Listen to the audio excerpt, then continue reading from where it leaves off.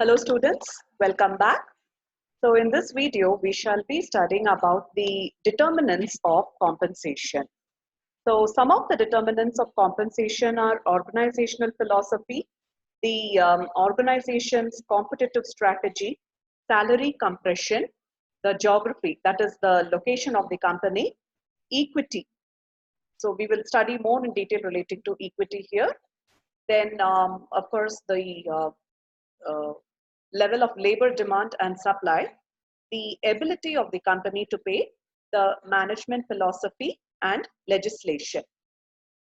So let's have a look at the first point over here, which is organizational philosophy.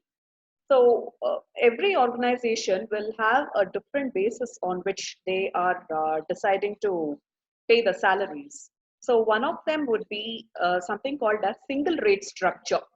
So single rate structure is something where for a particular job, all the employees who are doing that particular job are paid the same wage or the salary, irrespective of how long they have been working for the company or how uh, how well is their performance.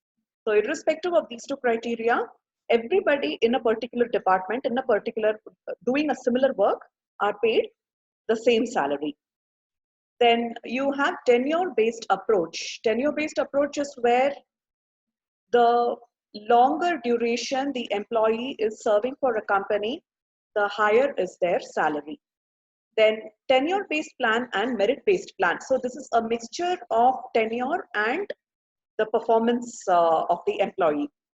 So what happens here is once the employee joins the company, for the first few years, they will be given a raise in their salary based on how long they have been working for the company.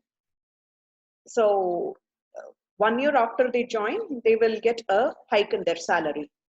The next year, they'll get again a hike in their salary, and it will so happen for a few years. But after a certain number of years are achieved, it may be like 4 years or 5 years of working in the company. After that, any hike in the salary is going to be based only on the performance of the employee. So even if they have been serving in the company for a long time, if their performance is not up to mark, then they may not be given a sufficient hike. Then you have pay based on productivity. So this is a situation where the wages or the salary that the employee earns is directly proportional to how much they are producing. So I already told you about a concept called as piece rate system in our previous videos. And, uh, and I had also explained to you about the concept of salesman's commission. So the more they sell, the more commission they earn. So here we notice that what they are earning is directly related to how much they are able to sell. So what is their productivity? According to that, their earnings are also going to be accordingly. So here you have, yeah. So all this while I have been speaking to you about organizational philosophy. Now moving on to the second point, you have organizational competitive strategy. So many times organizations will be competing with another organization. In the process, some organizations will want to poach the employees from another organization. In other words, they will try to capture employees from other organization and absorb them in their own organization. So this strategy they use by offering attractive packages. So in the process, they are trying to get the extremely good talent from another company and take it into their company so that they get into a competitive advantage. They are in a better position to fight the competition with another company. So many times it so happens like when recruitment consultants get the requisition from their clients to hire some people for their company, they make certain specifications. Some specifications will be, they will specify. First, when you're trying to look out for candidates to hire in my company, you first search for those candidates who are, let's say, working for Microsoft, or search for those candidates who are, let us say, working for Samsung.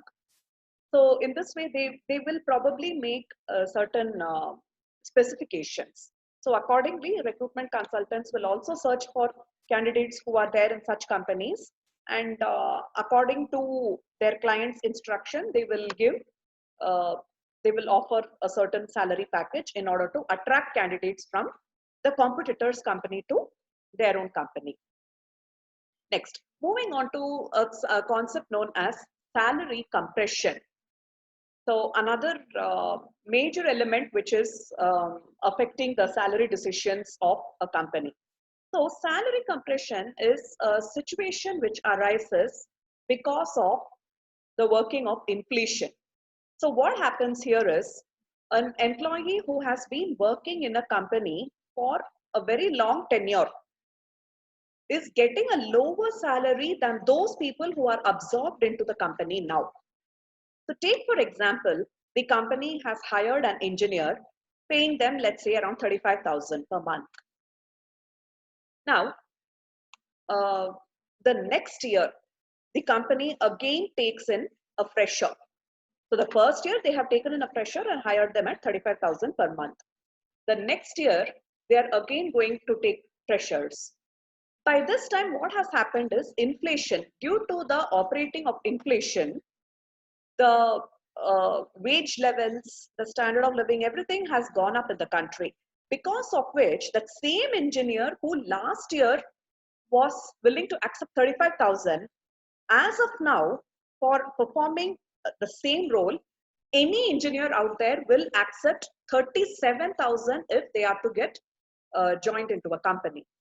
So, in order to acquire talent, a good talent, the company has to pay 37,000, which is now the current market rate to absorb people who are freshers now. Whereas last year, the same people who are freshers, they could absorb them for 35,000. So now let's see what has happened. A person who has taken 35,000 has served 1 year in the company, is still earning around 35,000. We'll assume that his performance appraisal is still not done. Now, a fresher is also absorbed into the company the next year, but his salary is 37,000. So we see a case where an old employee is getting 35,000, which is less than a new employee who is getting 37,000, which is much more. So obviously, for such an instance, the company will have to conduct sufficient amount of performance appraisal, uh, provide raises to the employee who has already been existing in the organization. So obviously, they will have to make arrangements for providing him with much more than 37,000. So it's not fair in case from 35,000, they just put him in 37,000 now. 1 year of experience and 37,000, you can compare with a person who is just joined the company who's also earning 37,000. So this will obviously cause resentment and it will cause frustration. To keep the already existing employee happy, the company has to pay something much more than 37,000. But this may again not be an easy task. The reason is companies need to have resources with them. So in case the company is having sufficient amount of resources with them, then it's not a problem. It can manage the situation well. But if the company does not have sufficient resources with them, and in case existing employees get to know that new employees are earning more than what they are drawing, then obviously it will cause a lot of resentment and disappointment. So employees might in fact try to quit the company and they may start searching for alternatives in other places. Then you have geography, which also plays an important role in determining the compensation that is to be paid. Different places have different levels of cost of living. So for example, a place like in India itself, if you see, the cost of living of a place like Indore or a place like, let's say, Pondicherry is much, much lesser compared to a place like Mumbai or Delhi.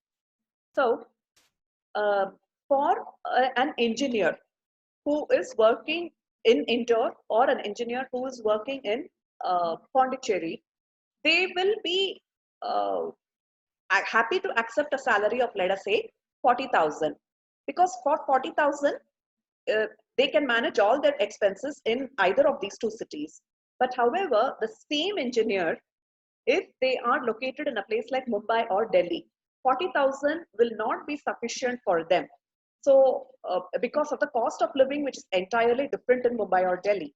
So, for such a person, probably a salary of somewhere about 70 or 75,000 is what has to be paid. So, the geography determines the uh, decisions relating to the salary. Now, we can also understand it on a different perspective. The companies which are located in outskirts obviously have to attract employees because it's located a little far off. Such companies, apart from salaries, might also have to provide good transportation facilities to encourage employees to come and work with that company. Whereas a company which is located within the city limits might probably be in a position to pay slightly lesser salaries, may not require to provide transportation, as it will easily be able to attract good talent to them. Then you have another concept known as equity and its impact on pay rates. So let us try to understand what are the different, what is equity first, and what are the different types of equity which arises in an organization. So the first thing is here is you have something known as, let's try to understand what is equity exactly. So equity is a situation where employees try to seek fairness at work, and definitely they try to seek fairness in their compensation. So there are three main types of equities here. There is something called as external equity. So what we understand by external equity is it's a comparison of the company's pay rate for a particular job with another company's pay rate for that same type of job. A software testing engineer, what is their pay rate in one particular software company in comparison to the pay rate in another software company?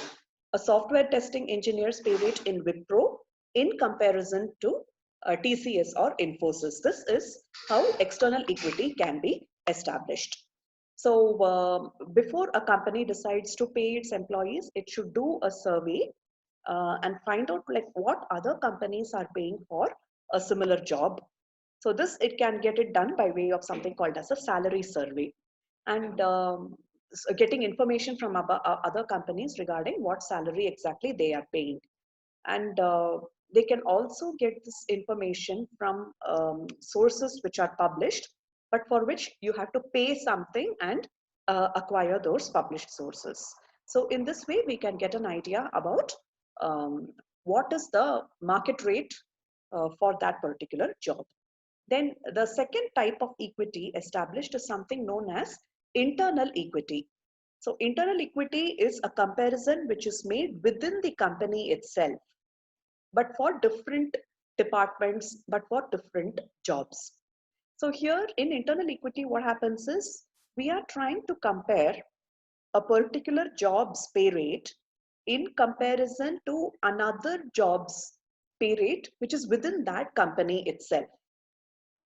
So the purpose over here is to ensure that a particular job which requires particular skills is paid fairly in comparison to another job which has another set of skills and which has other set of requirements. See, I'll give you one example over here.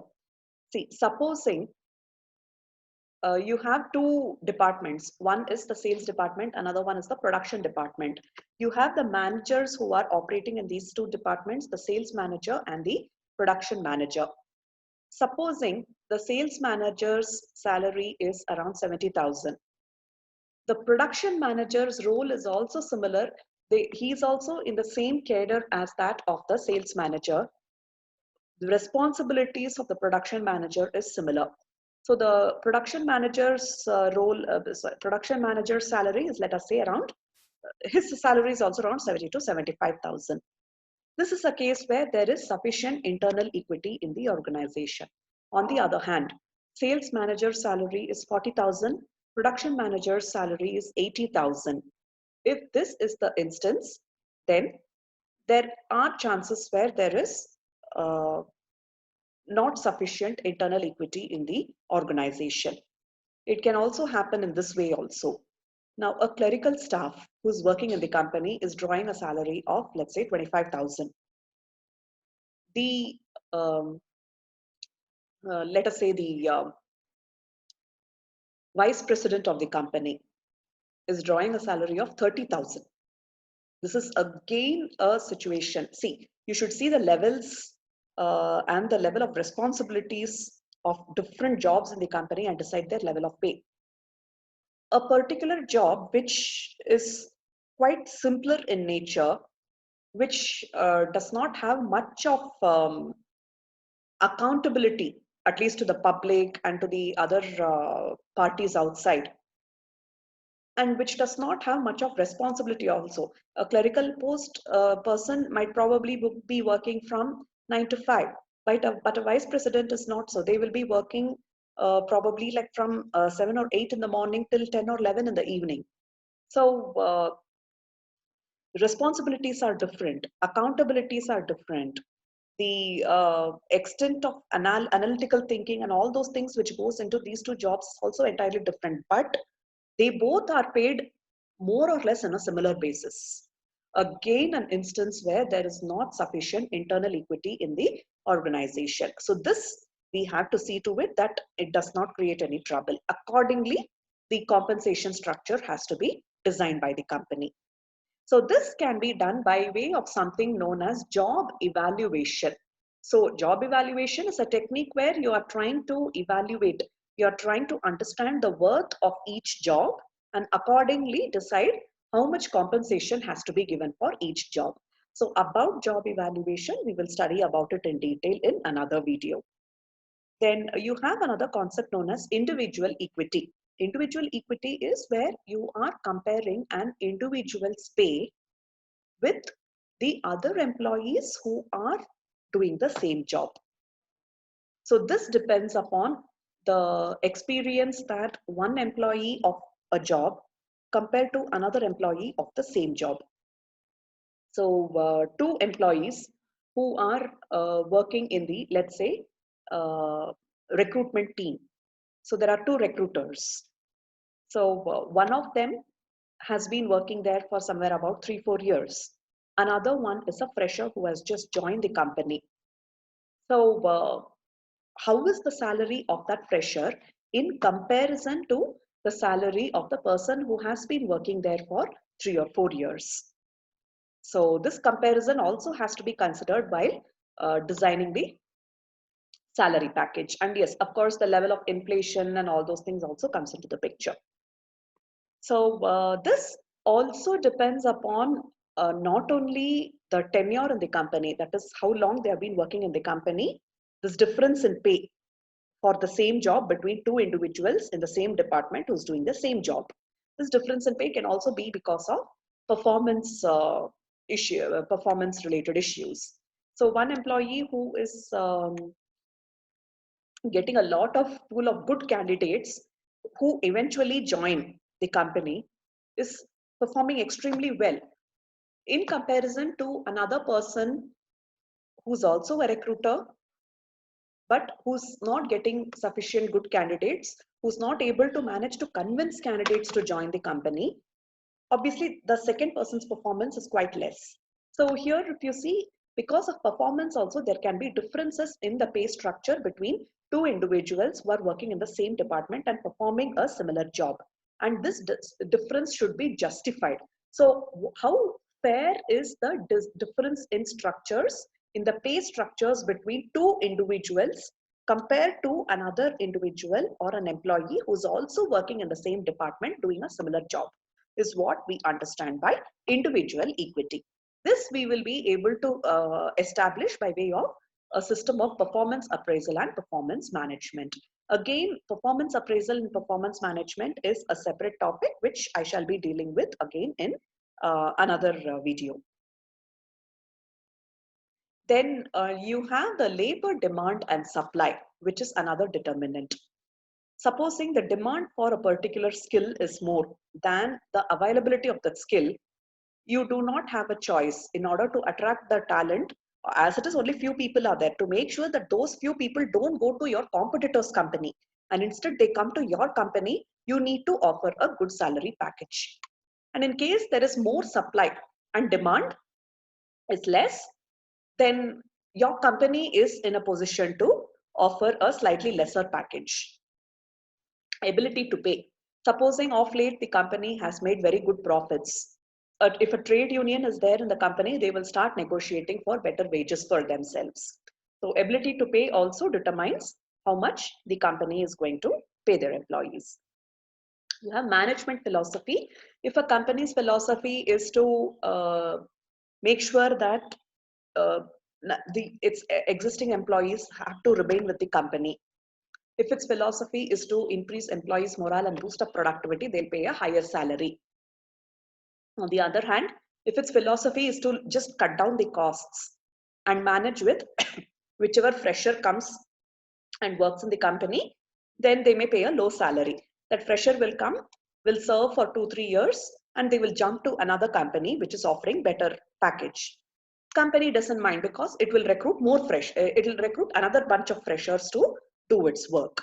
So in this way, they can keep their costs low. So it depends upon company to company what strategy it wants to use. Does it want to use a strategy where it wants to keep its employees happy and retain its employees and pay them a high salary? Or does it want to follow a strategy of keeping its costs low and taking in freshers who are willing to accept a low salary and keep their cost structure low? Then finally, you have legislation. The government regulations, they impose certain guidelines related to the payment of salary. Like for example, in India, the salary guidelines are governed by the Payment of Wages Act 1948. So according to this, there is a certain minimum wage that has to be paid to the employees and a certain maximum number of working hours that also has to be followed while you're taking a candidate for your uh, company's services.